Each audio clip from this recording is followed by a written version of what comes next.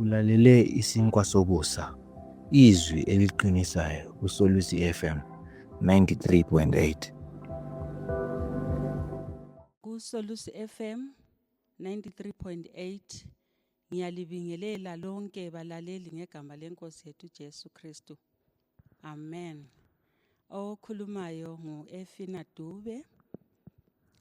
Sizathatha leli thuba ukuba singene elizwini leNkosi. Isihloko sendaba yethu sithi sona ukuthemba iNkosi lasezithembisweni zayo. Ngizahlabela lapha ingoma isitanda sisodwa. Number 65. Kumnandi kwethemba Jesu nokukholwa izwi lakhe nokubamba isithembiso isho njalo iNkosi yenu Jesu ngiyamthemba sengimhlolile mina Jesu ligugu lami ngomsa ngithemba wena. Sicimezeni sikhuleke nini. Baba wethu sezilwini ngaleli thuba siza kuwe.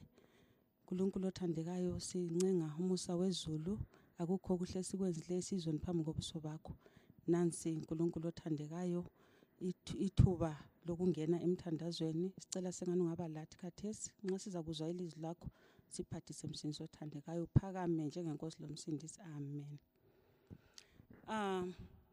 Kumnandi ukwethemba uJesu lokukholwa izwi lakhe lokubamba izethembiso zakhe.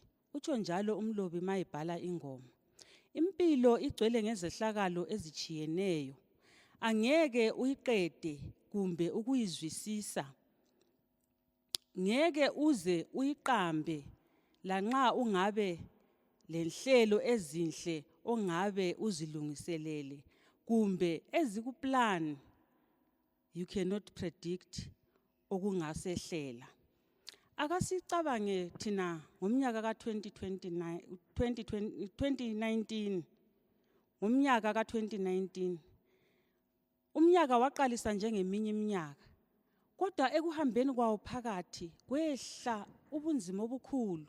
Umkhuhlane wabamba abantu bagula ngendlela eyayibuhlungu kakhulu.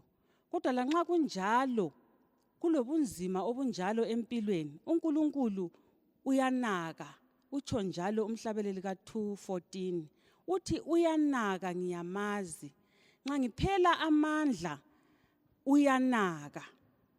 Lanxa kunjalo sonke simele sikhumbuzane ukuba iNkosi inhle ilungile njalo yiyo in control lethembekileyo. Lanxa kukhanya sekungathi ku-out of control sekunzima yena uthembekile. Isaiah 41:10 uthi ungesabi ngoba mina ngilawe, ungapheli amandla ngoba mina nginguNkulunkulu wakho, ngiza kukuqinisa ngikusize. Ukuthemba iNkosi kuthatha ukuvuma isimilo lamandla lokulunga lokuqedisisa komuntu kuzehlakalo kuhlanganisela ukudedela intando yakhe.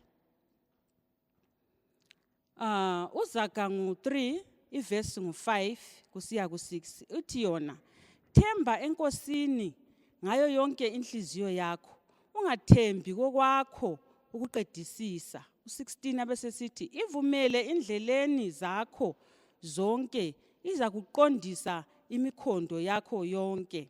Ivesi le ingeyinye yeziduduzayo masuthe wangena ebunzimeni obungaphezulu kokuzwisisa kwakho.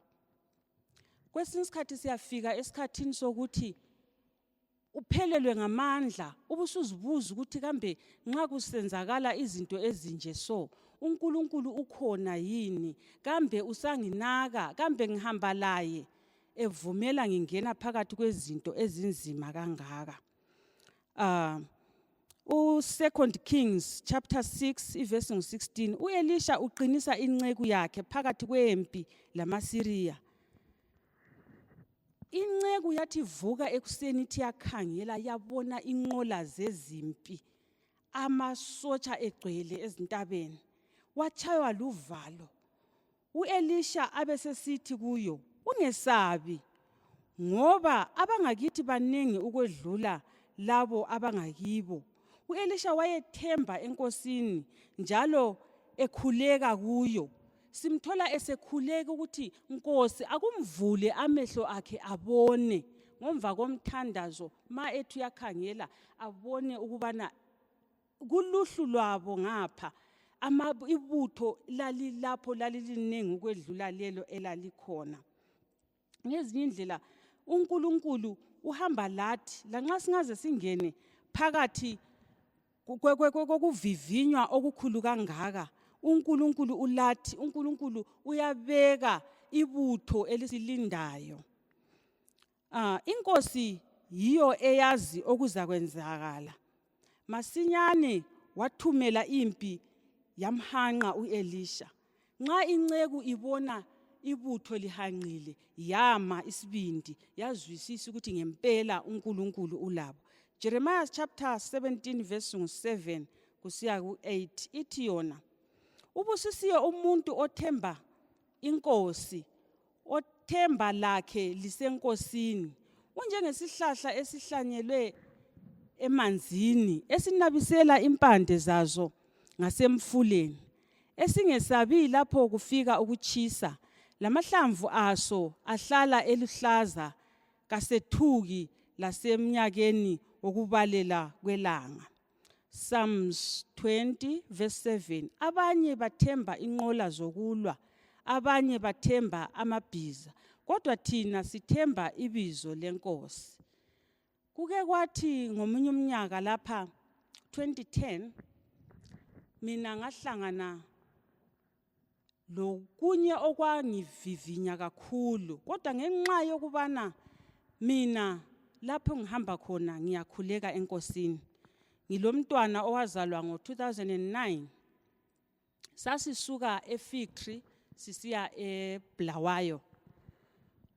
Kwakuyisikhathi lapho okwakudumile kakhulu ukutshontshwa kwabantwana. So kwenzakala ukuthi sivuke ekuseni silungiselele ukugada sisiza ngapha eBulawayo. Ngaphelekezelwa ngubaba omncane womntwana, wangigadisa ikhombi emhlophe. Umamazala wami wayevele elovalo kakhulu emgwaqweni lapho ukuthi akusagadeki ngenxa abantu abatshontsha abantwana.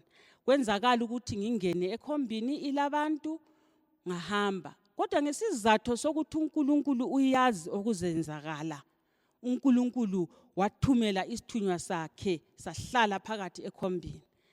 Ngangena ngabhadala imali yami, ekwakumele ngithole ichange, babamba ichange yami. So sithe siphakathi kokuhamba nje bahamba bengathi bandihlukuluza nje kukhulumeni. Bandihlukuluze kukhulumeni. Mase ngibona ukuthi sesingenile eBulawayo, seBellevue laphana sengibuza ichange. Kwaba lokuxabana okukhulu khona phana. Nawo umntwana wayesesigabeni sokufuna izinto, ngase ngimqhubela ama chips. Ekumqhubeleni kwama chips achitheka ama chips. Kwangezelela umsindo ukubana wena vele ukuthi uvele le problem uzasala lapha emoteni uklina imota. Phezulu kokuthi sebebamba ichange yami sebesithi ngizasala emoteni uklina imota. And lapho emoteni ngangingedwa emphethe umntwana.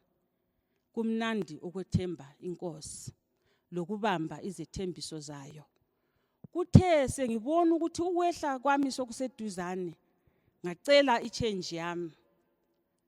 Bangivukela ngolaka, kwakulabo driver labo baba ababili ababekhanya behamba bendawonye labantu ababegadile. So sekuyenzakala njalo, kwazwakala ubaba wayehleze eceleni kwami lapha ethi yena sekumele kukhulume mina khathesi. Sase siko TM Hyper. Wathi sokumele kukhulume mina khathesi ukwenzela ukubana kufezakale engihamba ngakho, wangenisa isandla sakhe esikhwameni wakhupha i-ID wabatshengisa. Uthe sebatshengisile i-ID liyana wasesithi khona ngihamba ngabantu abanjengani so. Ngidinga abantu abanjengani. Labo baba babezikhanyela ukuthi bazifunela umuntu olomntwana. Mina yimi engangilomntwana. So ubaba lo wasesithi kubo lina kukhanya lisemsebenzini and emsebenzini wabantu engibadingayo. Kwase kuthiwa khona okwenzela targeta umama olomntwana kwenziwe kuyini. Kunjalo umpheni change yakhe imali yakhe lifake endaweni enje so. Kodwa okwangimangalisayo ukuthi ngesikhathi ngifuna i-change yami akula muntu owakhulumayo. And ekufuneni kwami i-change sikhuluma ngazizwa sengikhulume amazwi athi ngoba alimazi engihamba laye yikho liza ngiphatha ngalolu uhlobo. Kodwa ube belimazi engihamba laye belingasoze likwenze khona lokho. So kwakhanya kumangalisa abantu inkulumo yena le yamangalisa abantu ukuthi kungani ngibala ukuthi kulomuntu engihamba laye ongakhanyiyo. Ubaba lana wasesithi kubo emoteni la oqala ukuphuma ngumama lo mntanakhe lesikhwama sakhe. Mpheni imali yakhe aphume emoteni. Wathi esitsho njalo ngachibilika ngabakhangela. Ngathi ngitheni kini? Ngithe alimazi engihamba laye. Babengasoze bangizwisise ngoba mina ngihamba lo nkulunkulu. Bona babehamba ngenqola yomlilo besemsebenzini bekhangelele lokho abakukhangeleleyo njalo abasebekubonile ukuthi sebekutholile. Nxa ngiphuma emoteni laphana omunye uyangibuza ukuthi kati uthe wena abakwazi ohamba labo uhamba lobani? Ngathi ngihamba lo nkulunkulu wami. Njalo ngithe ngigada limota ngithandazile. uNkulunkulu wangikhupha kuleyo mota. Namhlanje umntwana engikhuluma ngaye ukuform 4 ngesileso sikhathi wayengakakwanisa umnyaka. Ngiyambonga uNkulunkulu ngoba ezakhe izithembiso aziweli phansi. Wangithembisa ukubana uza kuhamba lami akasoze angichiye. Psalms 23 verse 4 uthi khona loba ngidabula esihotsheni esimnyama angesabi okubi ngoba wena ulami, intonga yakho lodondolo lwakho kuyakungivikela. uDaniel chapter 3 verse 17 sihlangana loNebukadneza esiba lephupho abesesakha isithombe asibeke afake umthetho ukuthi abantu kumele bakhonze kulesi sithombe. Kuthi ke amajaha ethu wayekhona lapho kwafanele ukuthi labo basikhothamele lesi isithombe. Sihlangana lamajaha ephikisana lomthetho ofakiweyo. Bahamba bayafaka ireport kuNebukadneza ukuthi abafana bakho bathanda kangaka bayawephula umthetho wakho. Wasesondela kibo wakhuluma kubo wababuza kuliqiniso na ukuthi lina alikhothami esithombeni? Nxa kuzakhala ichacho lomhubhe lumele likhothame kulesi sithombe lisikhonze. Verse 18 bathi bona kodwa loba kunjalo yazi lokhu wena Nkosi ukuthi thina asikukhonza uNkulunkulu wakho loba sikhuleke kiso isithombe osimisileyo. Bakukhuluma lokhu belesiqiniselo besazi ukubana uNkulunkulu abamkhonzayo abamthembayo akabachiyi njalo uhlezi ehamba labo. Kufike isikhathi sokuthi uShadrach loMeshach baphoselwe emlilweni. Nxa besiyaphoselwa emlilweni babanjwa iziqhwaga, amadoda empi abagqokileyo. Ngelihlo lami lenyama ngibona sengathi babegqoke izinto zempi. Kodwa nxa bephoswa emlilweni sibona kusitsha abaphosela abanye. Kuthi laba abaphoselweyo babonakala behamba phakathi komlilo ngenxa yokubana uJesu uNkosi yayisingenile phakathi kwesithando somlilo yasiqandisa. uJesu wathulisa isiphepho waqandisa umlilo. Bangena phakathi abafana bakhanya behamba. Nxa ethi uyakhangela uNebukadneza athola ukuthi sebebane abesebuza ukuthi kasiphoselanga amajaha amathathu na? kodwa lo omunye unjengendodana kaNkulunkulu. Nxa uthemba inkosi, umlilo uyaphela amandla, umlilo uyaqanda njengefridge. Kwaba sengathi baphakathi kwefridge, cold room, kodwa besemalangabini abulele abantu. Nxa uhamba loNkulunkulu, umlilo uyaqanda. Lawe inkosi ithembekile ukukukhupha phakathi kwesakho isithanda somlilo. Sekungaba yimikhuhlane, sokungaba yinzondo, sokungaba yikuhlupheka okukhulu, inkosi ilakho ukukukhupha. Amahubo 62 verse 8. Themba kuye izikhathi zonke lina bantu. Thembani kuye izikhathi zonke lina bantu. Lithulule inhliziyo zenu phambi kwakhe. uNkulunkulu uthembekile, uyisiphephelo sethu. uNkulunkulu osezulwini uyasithanda ngazo zonke izikhathi.